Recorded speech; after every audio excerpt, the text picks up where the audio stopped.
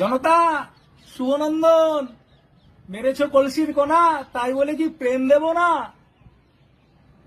এই মাননীয়াকে সুবিধা অসুবিধা কথা বলার পর খিস্তি দেওয়ার যে ব্যাপারটা, মাননীয়া শুনতে পাচ্ছেন?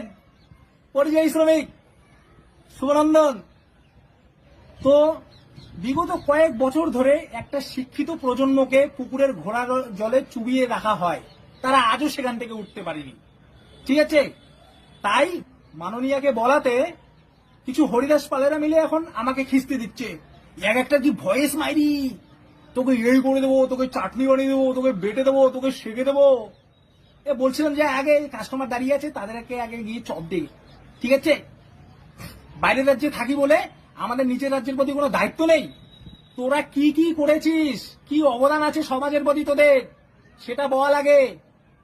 ঠিক আছে, বলছিলাম এদের সব কটার মাথা নষ্ট হয়ে গেছে, বুদ্ধি ভ্রষ্ট হয়ে গেছে। মাননীয়া, এই কটাকে আগে রিহেব সেন্টারে ভরুন, নীলসাদা রিহেব সেন্টার।